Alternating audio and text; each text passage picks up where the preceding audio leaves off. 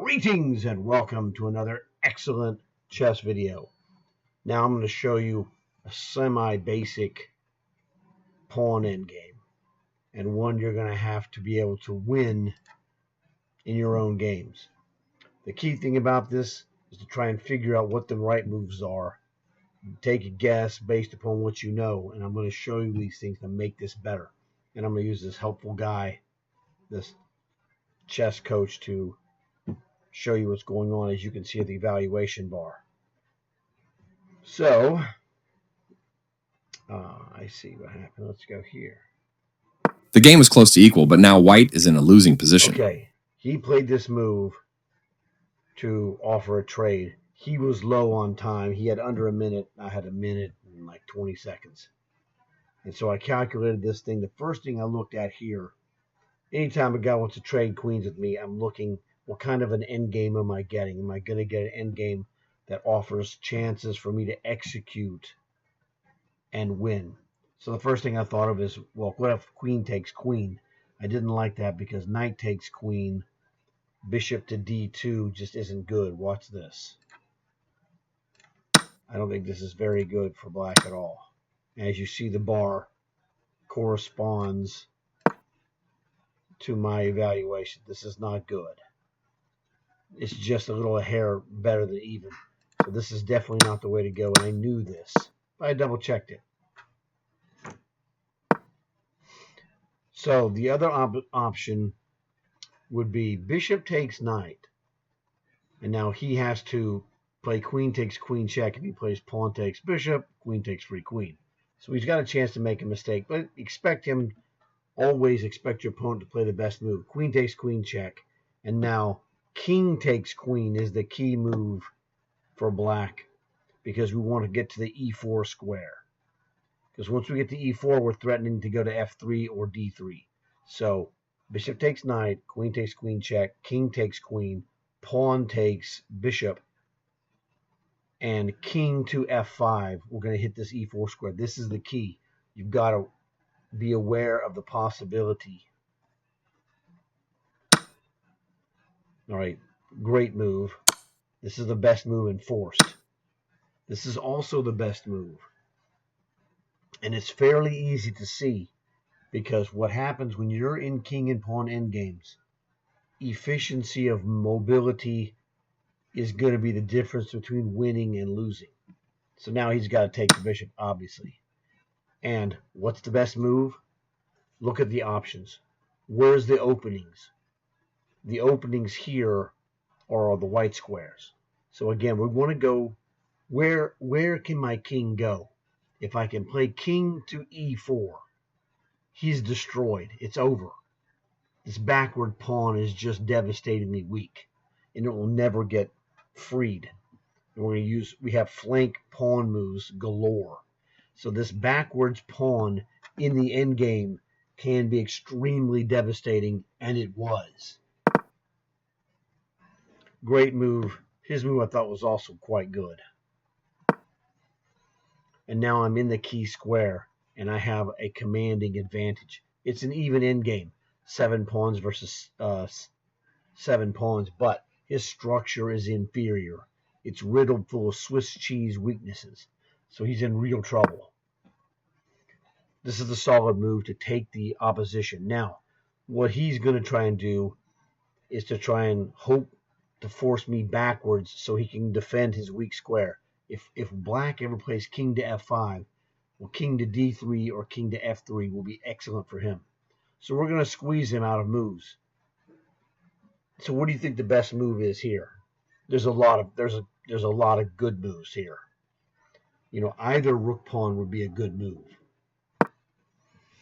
So is this. We're just trying to stop the progress of his pawns. We don't want him to play a4.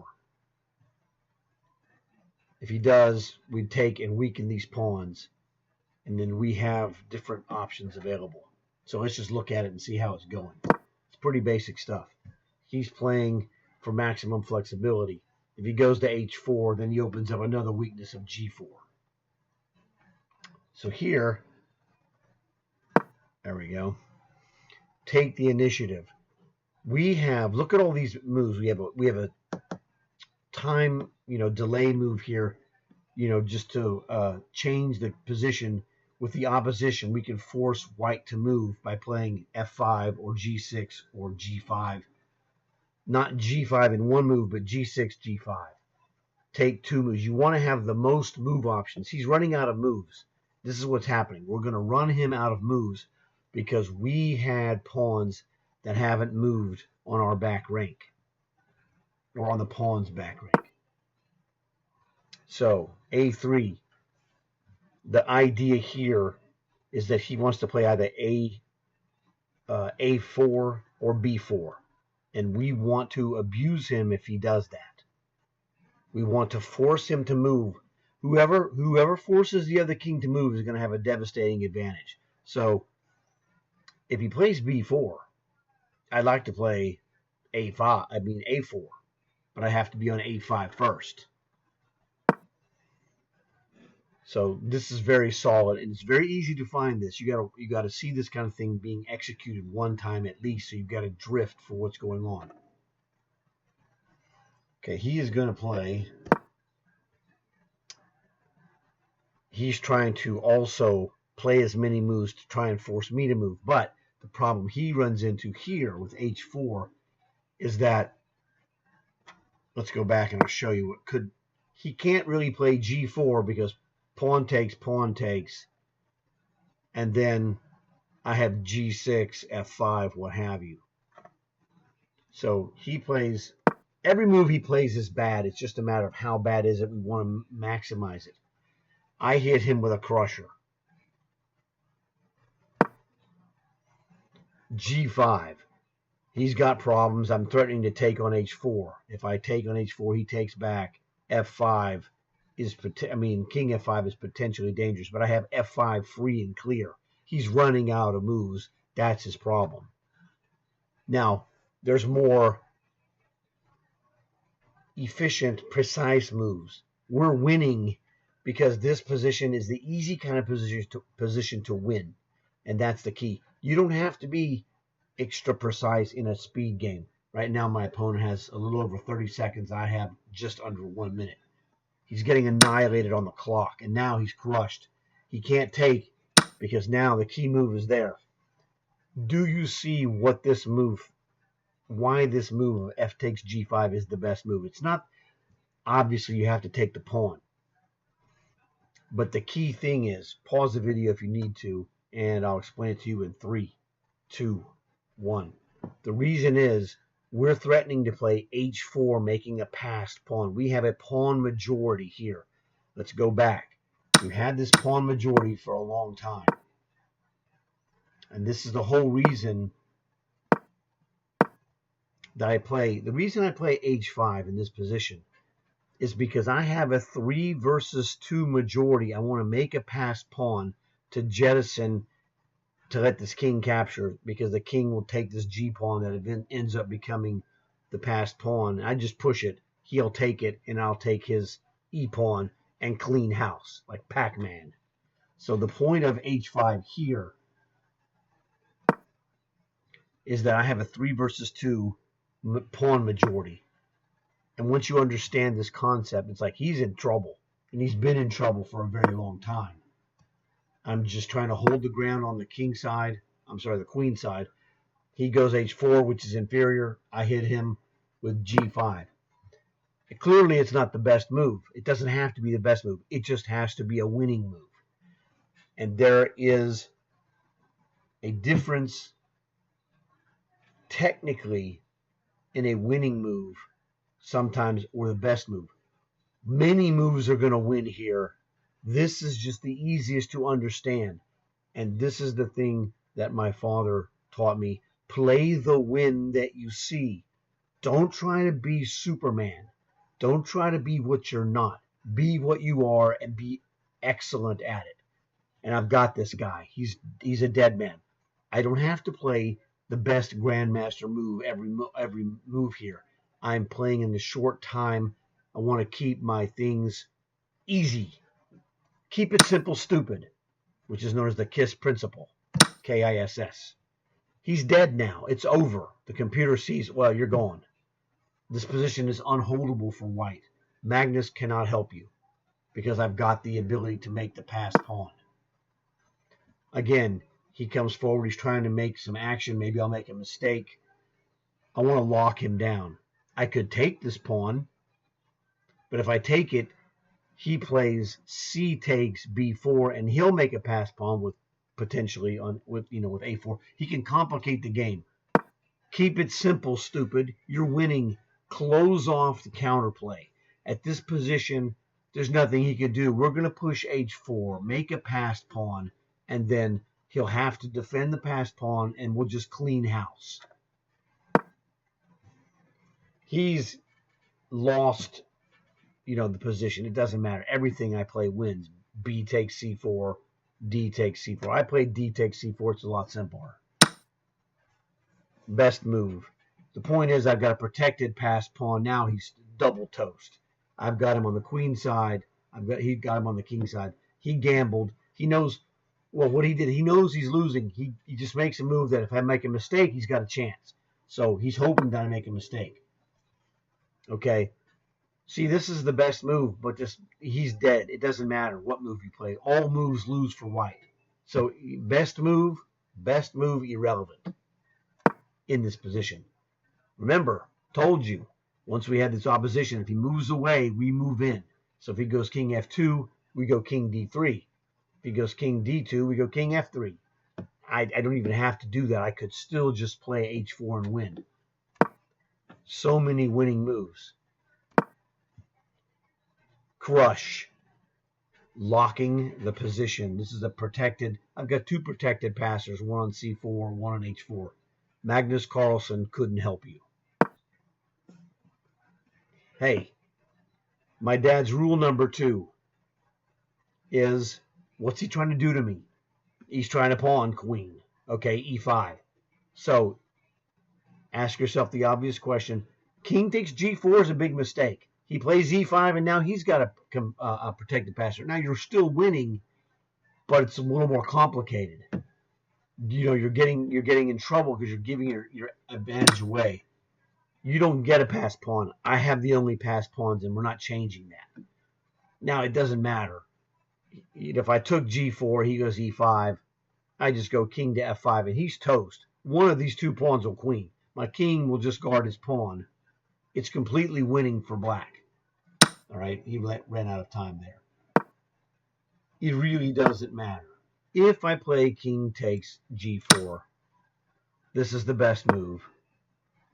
And after this game is completely over. My king doesn't have to move. He can stop the C pawn with his king, or he can stop the H pawn. He cannot stop both. Doesn't matter. Magnus cannot help you. Magnus's advice would be, I think you need to resign, because he has only one threat, and that my king guards him. So it really doesn't matter. The whole point of this, let's go back. Now, when we go back to the exchange, this is what I saw way, way, way back.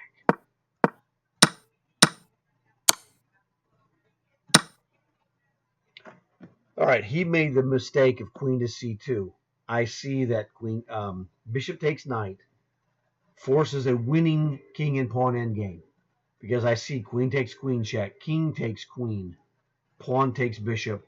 We want to get to E4, king to F5 is the best move on the board. And what happens here, so let's go and do this. This part was obvious. And this is one of those things you have to understand, that this position is winning for black. Okay, this is just my spidey senses tell me you can't have this backward pawn with these weak guys here. King F5, crushing move. King F2, king E4, best move on the board. Now he's dead because it's a 3 versus 2 on the king side, and he's forced to defend against my king. So right now, this entire thing, these 4 pawns and my 4 pawns are going to be locked. There's nothing you can do. Don't make it complicated. Make it simple. That's the difference. Okay? And so that's what I am doing here in this endgame it's a speed chess endgame. This is the most restrictive move to his position. If he plays b4, we play a6. It's fine. It doesn't really matter. There's nothing he could do. He'd have at some point. If he plays b4, it doesn't really matter. We don't even have to make a move over here. If he plays a3, we play a6. Just run him out of moves. The queen side is locked after b5. This is the locking move. Now, I think this is still good, but the best move was b5. And this is one of those things you learn. I learned it from playing in chess tournaments. I'd watch masters play this stuff, and I was like, okay, what should I do? I'm playing in tournaments, and I'm going around watching masters play games, and I see a game like this, and I'm like, what is this guy doing? And I would watch him. Well, I would like to play whatever move, b6, when I was not as good a player.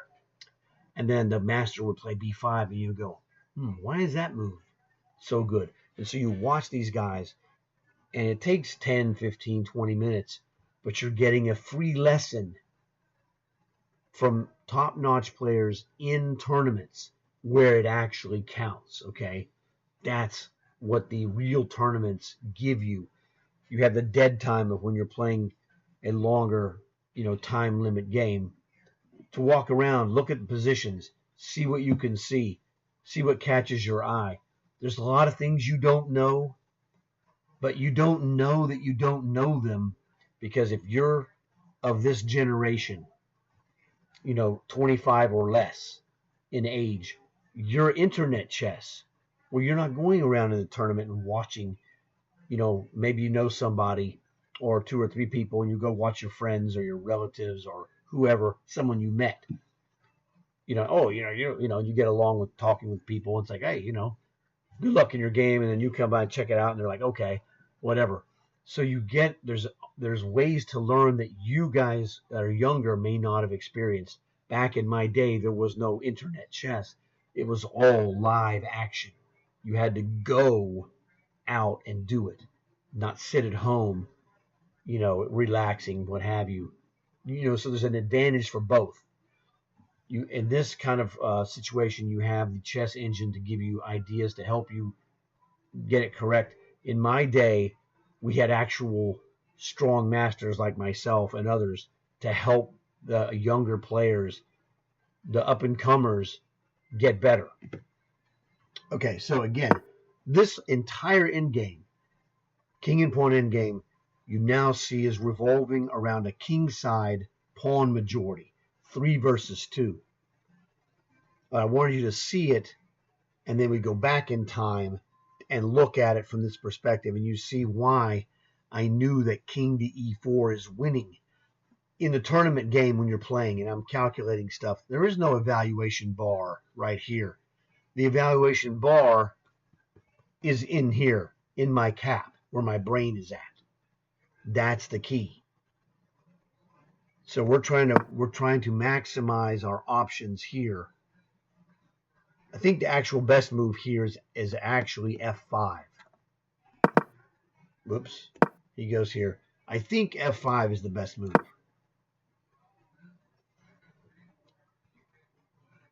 Yeah, f5 is best. You see that right there. Now, I don't really know why f5 is the quote-unquote best move. This is a super strong position, and I'm aware of this concept. So, as my dad would say, don't be fancy. Play the win that you see. And this position here gives me the most flexibility. He plays g4, we're going to take it. All right? Or we could actually go play h4 followed by g5 at our, h4, and then play g6 and then g5. We're going to run him out of moves and force him to go left or right and take the opposite direction. So I prefer this move. This is what I understand is winning. Now the computer has infinity relative to my human brain, an infinity ability to calculate.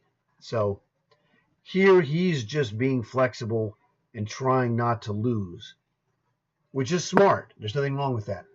Hey, you're flexible, I'm flexible. He moves an A pawn, I move an A pawn. There's no reason to squander my advantage. He's responding to my threat. My threat is to beat him with a 3 versus 2 kingside pawn majority.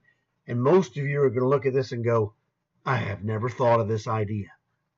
The reason you haven't thought of this idea is because when I was younger in college, we had a master at our chess club that was explaining these concepts when they show up in games. And it was like, blew my mind. Super nice guy, really strong player. I'm also really strong because I learned from him. So the thing is, it's 3 versus 2 king and pawn, majority. He's just annihilated. There's nothing he can do. He's not making any mistakes here. These are all reasonable moves. Again, I'm just trying to force the clarification on the king side with 3 versus 2. He can't take me because when I play pawn takes, it's over. He doesn't know that. If he knows that, he's in trouble because b4, I'm just going to lock it down. Instead of playing pawn takes, and then he plays, like, if I play 8 takes, and he plays 8 takes, then I got to make a move. And I'm losing my edge. If he plays b4, I just lock it down. All right? And now he's in trouble.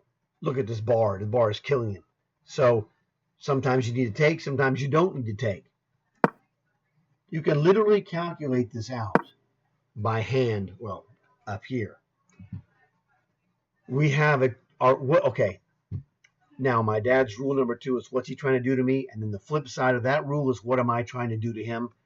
Well, let's rephrase this and go, I have an advantage, or if I have an advantage, what is my advantage? It's that I'm in opposition in a killer position, blockading his backwards pawn. And I'm going to run him out of moves and force him into Zugzwang. If I can Zugzwang him, he's done. So he takes it, which is a huge mistake. I can't believe it's not double question mark. It's that bad of a move. I don't know what his best move was, but this move is obvious, and it is obviously the best move. But what makes it so killer is that h4 is just game over, and Magnus cannot help you. There's nothing you can do. He's running out of moves, so he runs out of moves on the queen side. I block the position. Now, if you make a not dumb, but you've run out of moves. If your king doesn't move, you're going to give me a free pawn, either g4, which case I could either take it or play h4. Either one is winning. It doesn't matter.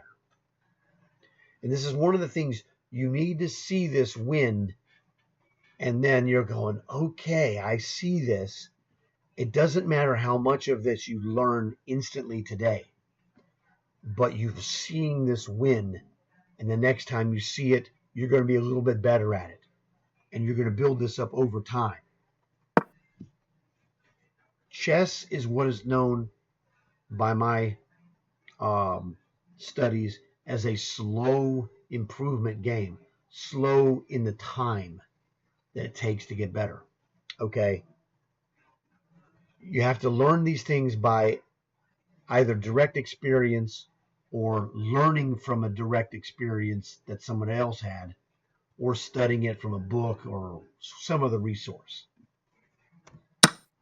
So here, I'm just swallowing up all of his moves. I'm taking away his options from him. I'm squeezing him like a constrictor would just squeeze his prey. Okay? I'm a boa constrictor is what I am, and there's nothing you can do to stop it. Finally, I got him to move. Now, objectively, I can win outright with h4. This is also just absolutely crushing. But it doesn't matter. All of these things win. I don't really care to figure out. At this point, my opponent has under 15 seconds. I have 45 seconds. I'm crushing him on the clock. I'm just going with the flow. When you're in command of a position like this, you want to play the easiest and simplest win that you can see. Don't get complicated. Don't get fancy, is what my dad said. Don't get fancy, because if you get fancy, you're going to start messing up. Now, fancy, king takes, not bad, but he's have a chance to make a comeback. H4, lock down your golden position. There's nothing he could do. I have to take it. We already talked about this. King takes free pawn. His time has expired. It's over. It's completely over anyway. There's nothing he could do. He wants to guard this pawn on d4. Fine. Then we just play h3. It's over. The square, remember the square of the pawn. Passed pawn. Count the square the pawn is on as number 1. So this is square 1, 2, 3, 4. And the square it makes is 4 down and 4 across. 1, 2, 3, 4. Notice that this square here from h4 to e4 to e1 to h1, his king is not in the square. The king needs to be on e2 to stop this pawn from queening. But then I just eat the d pawn. He can't come around here and get the g pawn because it's over. I would just queen this pawn. So what I'm doing is I'm just taking his moves away one by one by one. So this was, like I said, this was a goof off blitz game, but it had a great and instructive end game that you need to understand. At least understand it better when this video is over versus when it began, because this helps you become a stronger player. I'm a crushing player in tournaments once I get to the king and pawn endgames, because with the reduction of pieces, my brain power calculation becomes very deep when I need to do it, because my chess eye is very attuned to the tricks of the trade in king and pawn endgames. So I'm tactically very, very strong in these endgames. Don't get fancy. Simple stuff. My dad taught me those rules, and they come back and they pay off. I've been playing chess over 55 years, and this is 2024, a couple of days before Christmas. Boom, like this. It pays off, from when I was a kid. Don't be fancy. Now, the position you're in back when I was a kid 50 years ago, it's still the same thing. The position is different, but the proven concept is don't be fancy. Take care of your business. Don't try to be a big shot. What makes you a big shot isn't the fancy looking, moves that you play trying to be a, superstar. Cash. There's nothing better in chess than cashing positions for wins, game after game after game, because that's how you win tournaments at any level. If you're 1,500 and playing in tournaments against other 1,600 players, cashing is how you win tournaments. And cashing tournaments, everybody in the tournament knows. They're like, oh, dude, that guy, he won again. Now, I've been the guy looking at the guy going, I need to do what he's doing. I need to win like this guy. Okay? So I saw this and admired this ability. A great example of this ability was Tiger Woods. We've all seen Tiger Woods. He's such an awesome golfer. I watched part of the tournament he played this weekend with his son. And, they got into a playoff at the end. They were just awesome. But Tiger Woods is one of the best closers in golf history. And in chess, you've got to be a closer like what you're seeing on the screen here. Be a closer. Close out games for the win, because you close out and close out and close out, and people start noticing. They're like, man, there's that dude. He closes out games, okay? People notice. All right? So I hope you guys learned something from this awesome king and pawn endgame. Very instructive. Look at it, come back in a couple of days, look at it again. Let it cook in your brain to help you up here. And then when you see these, in the very beginning of end games are very intimidating. One misstep and you're dead. Well, I didn't make any missteps because I'm aware of what's going on and I'm trying to show you this. And you're going to, you gather this data mentally and processes in your brain, in a very logical manner, but it takes time. So you look at this stuff, go, okay, very interesting. I learned something. Just if you learn a little bit every day, you're good. So hope you enjoyed it. I want to thank you guys for watching the video. Look forward to seeing you again in my next video or other videos, whatever. Check out Mega Training if you want to get good, because those are random problems that show up on here on chess.com. I don't know what's coming, and it's a sink or swim. Solve it, or you're if you miss it, you lose. It's just that simple. But if you don't put pressure on yourself to succeed, you're never going to succeed under pressure. You have to train for pressure. That's the key. So look forward to seeing you guys again. And that's basically it. King and pawn end games, man. That's how I cash like nobody's business. So with that being said, all I have left is this. I hope you guys have a great Christmas, number one. But number two, like and subscribe.